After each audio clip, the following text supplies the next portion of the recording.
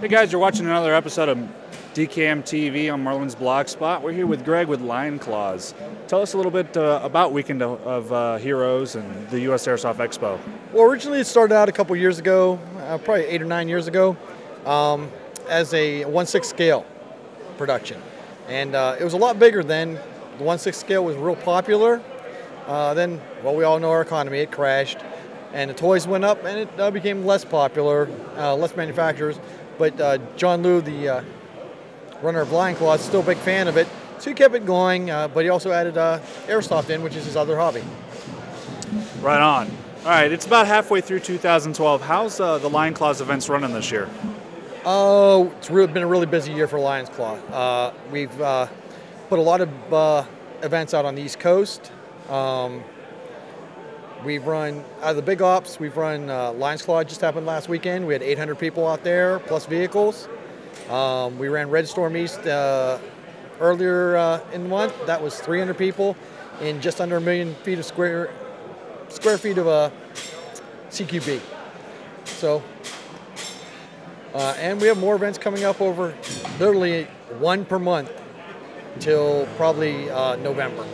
Very exciting. Now I know Southern Comfort, is that your most southern event that you guys got going on this year? Yeah, that's the most southern event. We'd like to get into the south and run some down there. Something we're looking at doing next year, at least getting one deeper in the south.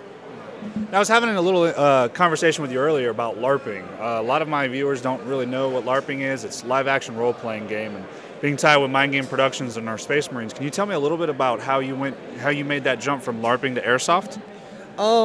Actually, I jumped over. I had LARPed for a long time.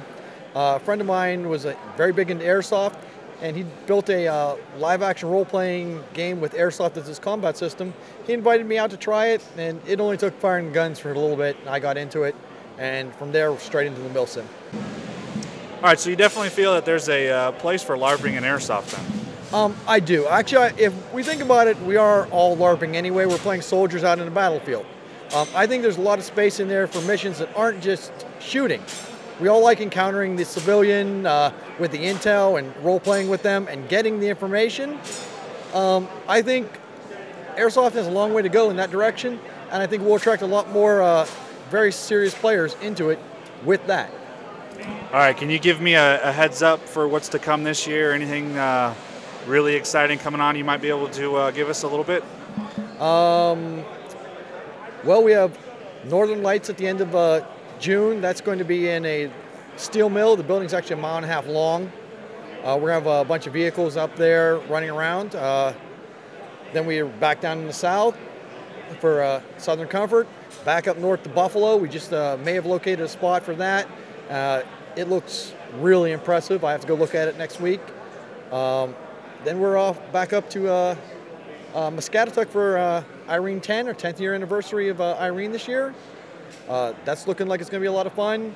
And as we get set for next year Irene, which is one of our flagships, is 20 years since Mogadishu happened. We're going all out next year for Irene.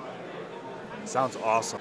All right, we were talking earlier about another event at an airport. Can you tell me a little bit about that? It sounds really exciting. Well, it looks like we've got our hands on an airport with both two, I'm trying to remember, the boarding areas and a full-size jet and the runway. And it looks like we're going to be running that as a tactical operation where you'll bring your squad in and play against an already set up Op 4. So you'll get to run as if you were playing Call of Duty, run your squad through a tactical operation in an airport. So not so much force on force as it's an actual, maybe a team training event. It'd be a wonderful team training event. Awesome. Thank you very much for your time. Thank you.